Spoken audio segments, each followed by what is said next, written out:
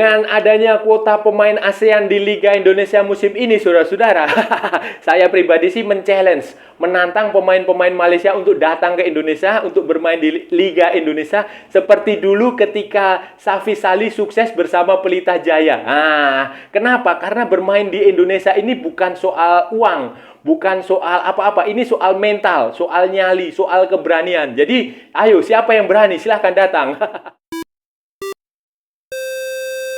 Halo saudara-saudara, jumpa lagi dengan komentator gadungan di sini. Dengan komentator yang gadungan. Seperti biasa saudara-saudara, kalau kita sudah bertemu, pasti akan ada yang kita bicarakan. Baik yang bermanfaat maupun yang tidak bermanfaat. Baik yang berguna maupun yang tidak berguna. Baik yang menghibur maupun yang bikin sedih. Baik yang terkini maupun yang sudah basi. Bebas saudara-saudara, bebas. Yang penting sopan.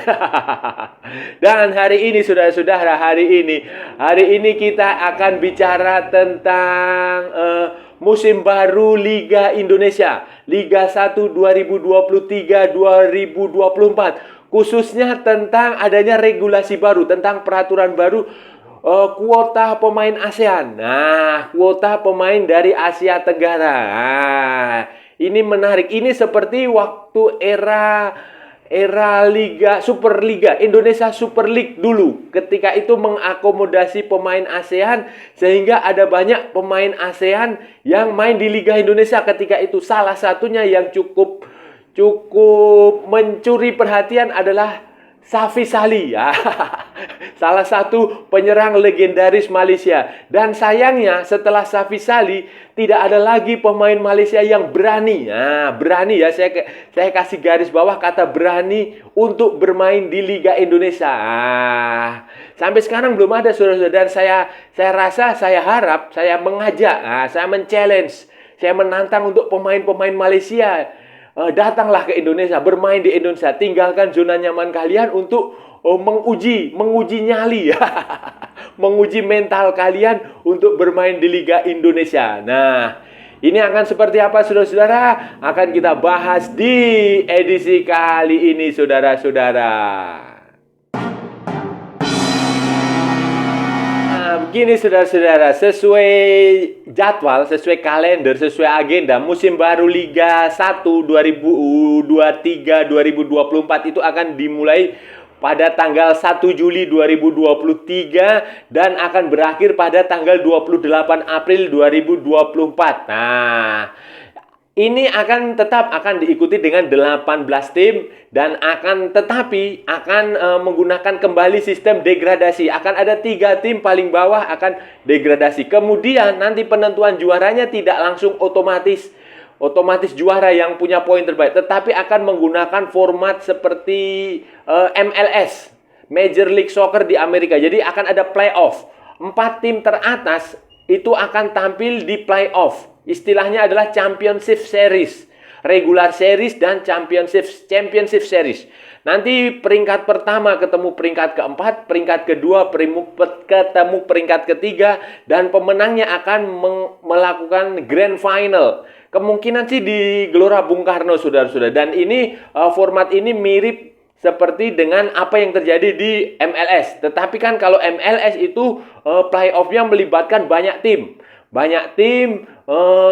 Berapa ya? 16 kalau nggak salah itu.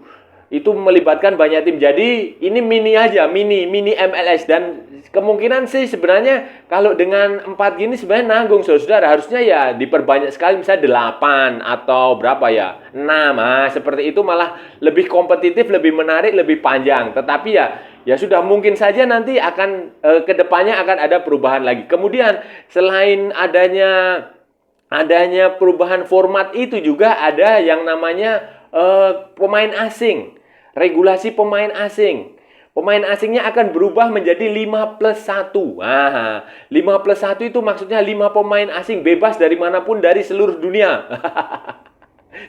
dari seluruh dunia. Sementara satu adalah pemain dari Asia Tenggara, pemain dari ASEAN. Dan pemain ASEAN ini harus punya status sebagai pemain nasional, pemain tim nasional aktif ketika bermain di Liga Indonesia 2023-2024. Saudara, dari 18 tim, dari 18 peserta Liga 1 2023 yang sudah mengumumkan penggunaan pemain ASEAN, itu hanya ada slot kosong 2. Jadi hanya Dewa United dan Persija Jakarta yang belum memiliki pemain asing dari ASEAN. Sementara sisanya 16 tim lagi sudah memiliki pemain asing dari ASEAN. Bahkan ada klub yang seperti Barito Putra itu punya 2 pemain dari ASEAN. Nah, dari 16 tim yang menggunakan pemain ASEAN ini, saudara-saudara, yang paling menarik adalah ada 11 pemain dari Filipina. 11 pemain dari Filipina, bayangin saudara. Itu bisa jadi starting line up itu. Karena 11 pemain itu merata, termasuk kiper si Antonio Pintus yang main di PSS Sleman. Jadi semuanya merata, seperti ya, selain Antonio Pintus itu ada seperti Charlie De Murga, Michael Ott, kemudian Dylan Bruyker, kemudian ada Daisuke Kato, ada Simon Lingbo, ada Kainoa Bailey, ada Diego Bardanca, ada Kike Linares, ada Kenshiro Daniels. Jadi ada 11 saudara-saudara, 11 pemain dari Filipina, dan mayoritas adalah pemain keturunan, pemain naturalisasi, pemain Filipina yang punya darah Eropa. Itu kayak Daisuke Kato kan dari Jepang, kemudian Michael Ott dari mana? Dari Jerman. Kemudian ada lagi yang dari Spanyol kayak Diego Bardanca, itu dari Spanyol. Jadi begitu. Kenapa Filipina yang dipilih, saudara-saudara? Karena ya itu tadi, di Liga Filipina mereka tidak punya kompetisi yang kualitasnya bagus gitu. Jadi gampang aja untuk ditarik pemain Filipina untuk main di Indonesia. Apalagi ya kualitas mereka juga sebagai pemain-pemain keturunan, sebagai pemain-pemain naturalisasi itu kualitas mereka bagus, sehingga ya cocok-cocok aja kalau main di Indonesia. Maupun sebelumnya kan juga banyak main di Malaysia, sebelumnya lagi banyak main di Thailand. Nah, seperti itu. Jadi ya normal sih saya rasa kalau ada banyak pemain Filipina main di Liga Indonesia musim depan. Dari Filipina, saudara, pemain ASEAN lain yang main di Indonesia itu ada dari Thailand. Itu si Elias Dolah. Elias Dolah adalah bek tim nasional Thailand. Sebelumnya dia main di Thaiport FC, di klubnya Madam Pham. Kemudian ada dari Singapura, itu si Jacob Mahler, dan pemain naturalisasi mereka Song Uiyong yang dari Korea itu. Kemudian ada lagi dari Myanmar, Win Nain Tung, itu main di Borneo FC. Kemudian ada lagi yang dari tetangga Indonesia, itu ada Paulo Gali Freitas. Main di PSIS Semarang. Kalau saudara ingat, Paulo Gali Freitas itu yang dulu kontroversial karena dituduh melakukan pencurian umur ketika main untuk Timnas Timor Leste U16, Timnas Timor Leste U19, Timnas Timor Leste U23. Itu mukanya boros memang, tapi sekarang dia main di Indonesia dan ternyata fasih berbahasa Indonesia karena dia mengaku sudah biasa bicara bahasa Indonesia di Timor Leste ya, karena di Timor Leste itu kan juga sebenarnya bahasa utamanya itu bahasa pergaulan sehari-harinya itu selain bahasa Tetum ya bahasa Indonesia. Kalau bahasa Portugis mereka nggak bisa. Banyak yang bisa. Apalagi banyak stasiun televisi Indonesia kayak Indosiar, RCTI, SCTV itu, Metro TV, TV One itu banyak yang bisa dipantau di Timor Leste. Jadi ya wajar-wajar aja kalau si Paulo Gali Freitas ini bisa bermain di Indonesia. Nah, itu tadi kuota pemain ASEAN yang sejauh ini sudah main di Indonesia. Ada slot kosong memang yang dipakai di Persija dan Dewa United, itu mereka belum memiliki kuota pemain ASEAN. Persija bahkan baru punya 3 pemain asing seperti si Marco Simic, kemudian Ondrej Kudela, sama si Rio Matsumura. Sementara Dewa United itu dia sudah punya 5 pemain asing, semuanya dari non ASEAN, dari dari luar sana, dari 4 dari Amerika Latin dan dari Eropa, sementara 1 dari Lebanon. Lebanon si Majid Osman. Jadi masih ada 1 slot kosong untuk pemain dari ASEAN, saudara-saudara. Masih ada 2 slot kosong pemain ASEAN ini, saudara-saudara. Tampaknya masih akan diisi juga nanti ketika transfer window awal musim Liga 1 2023-2024 ini ditutup, saudara-saudara. Karena ada sejumlah rumor tentang beberapa pemain Malaysia yang dikabarkan merapat ke Liga Indonesia. Ini ada seperti Safawi Rashid itu sempat dikabarkan akan pergi ke Indonesia. Tapi saya nggak tahu kelanjutannya, apakah tampaknya sih Safawi Rashid tidak mau main di Indonesia, tampaknya tetap akan bermain di Malaysia, kalau nggak salah di Johor atau di mana gitu. Kemudian ada lagi yang si Lukman Hakim itu digoda.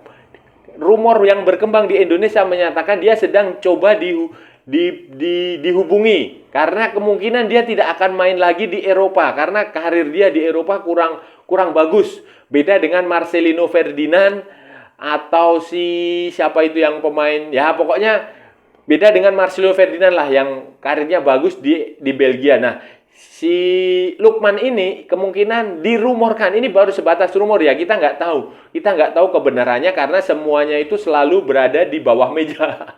Selalu tertutup, selalu rahasia, nanti setelah deal biasanya baru akan diumumkan. Nah, 2 pemain ini kabarnya diincar klub Indonesia untuk dipekerjakan di Liga Indonesia musim 2023-2024. Nah, perkembangan seperti apa? Apakah sang pemain mau atau tidak? Ya, kita nggak tahu. Tampaknya sih tanda-tandanya kemungkinan besarnya ini 2 pemain ini tampaknya tidak akan bersedia main di Indonesia.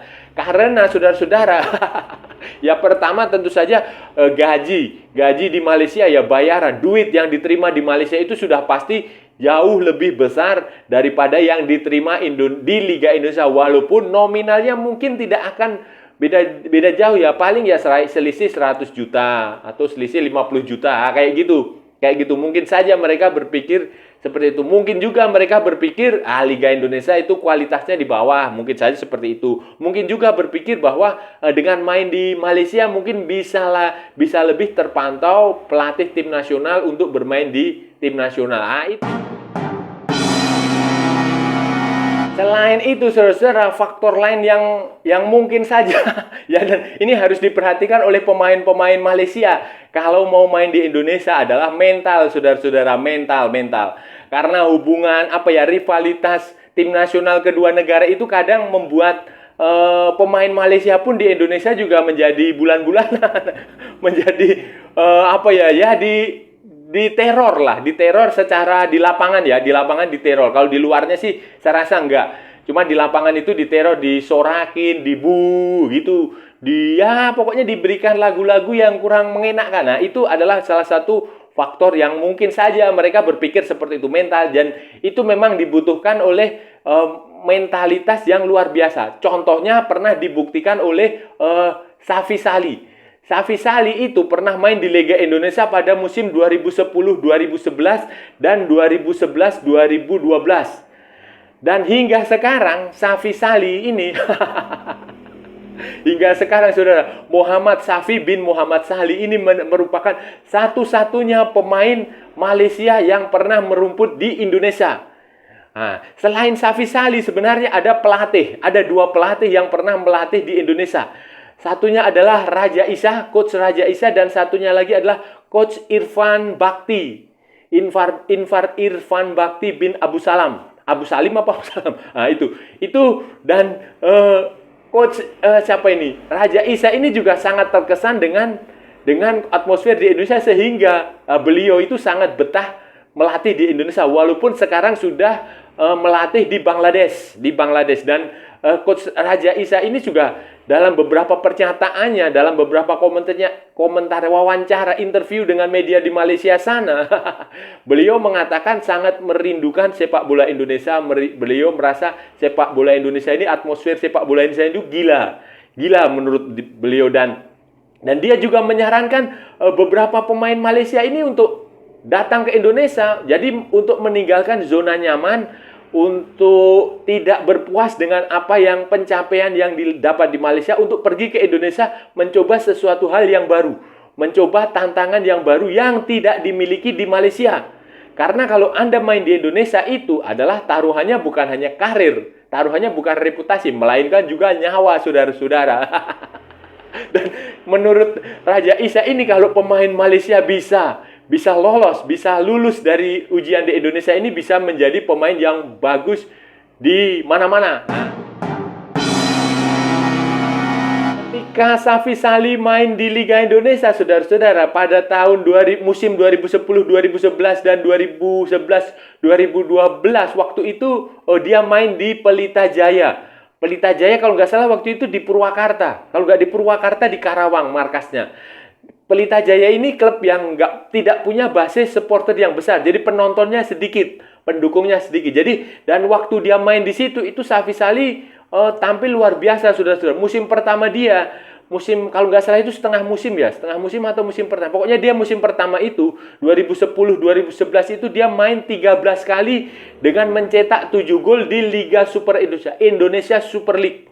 Kemudian musim keduanya, musim 2011-2012, dia main 29 kali dan mencetak 20 gol. Nah, ini kan keren, saudara-saudara. Ini kan keren. Safy Salih memang saya rasa top, saya akui.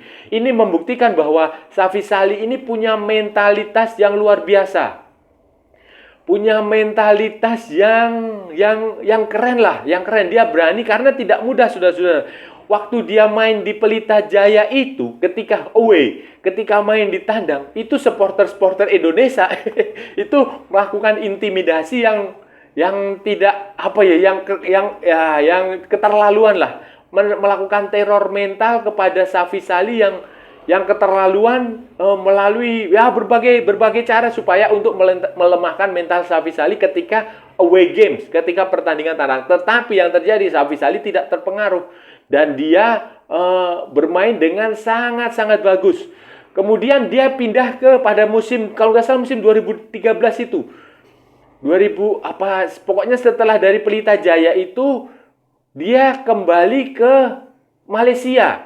Setelah kalau nggak salah sempat sebentar tampil di Arema Kronus. Jadi ketika itu bosnya Pelita Jaya ini, Kronus Group ini menjual sahamnya Pelita Jaya untuk pindah ke Arema, untuk membeli sahamnya Arema, dan salah satu pemain yang dibawa ke Arema adalah Safy Salih. Tetapi di Arema ini dia mendapatkan penolakan dari supporter karena yaitu status dia sebagai pemain tim nasional Malaysia, rival konon katanya seperti itu. Jadi setelah itu dia memutuskan balik ke Malaysia dan tidak pernah kembali lagi ke Indonesia untuk bermain. Tetapi dia balik ke Indonesia itu hanya untuk di acara-acara televisi. Dia sering itu. Kalau nggak salah dulu sempat main di OVJ.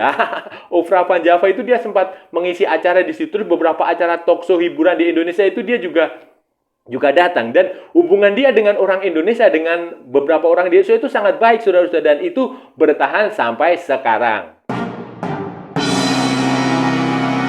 Jadi kesimpulannya bagaimana, saudara-saudara? Kesimpulannya adalah Saya harap ada pemain-pemain Malaysia yang benar-benar bersedia datang ke Indonesia. Bersedia menguji nyali, menguji mental, melakukan tes kemampuan. Nah, kalau Anda sehebat-hebatnya Anda di Malaysia, sebelum Anda bermain di Liga Indonesia, Anda tidak hebat. Karena di Indonesia ini, di kompetisi Indonesia ada banyak handicap, ada banyak tantangan yang harus Anda selesaikan. Dulu pemain-pemain Singapura itu banyak yang keluar dari zona nyaman mereka di Singapura. Mereka di Singapura itu dibayar dengan yang sangat tinggi, nilainya sangat tinggi, tetapi mereka meninggalkan itu untuk bermain di Indonesia. Contohnya si Noh Alamsah, Along, main di Arema dan hasilnya dia menjadi juara di Indonesia. Waktu itu dengan Muhammad Ridwan. Terus ada lagi beberapa pemain naturalisasi seperti yang dari Afrika itu. Itu banyak yang main di Indonesia. Baihaki bin Kaisan juga bermain di Indonesia. Kemudian beberapa pemain Thailand. Kalau saudara ingat, waktu itu ada si kipernya itu, si Kosin. Kemudian ada Suchai Notnum. Kemudian ada Paiton Tiapma. Itu ada banyak pemain Thailand itu yang dulu bermain di Indonesia. Pemain tim nasional. Dan mental mereka pada akhirnya juga benar-benar terasah. Dan kemudian sukses ketika bersama tim nasional Thailand dengan ya Piala AFF lah sudah pasti. Apakah itu berkaitan atau tidak? Tapi faktanya seperti itu. Mental mereka benar-benar terasah ketika bermain di Liga Indonesia. Kemudian ada lagi beberapa pemain Timor Leste itu dulu juga sempat main di Indonesia, seperti si Paulo Diego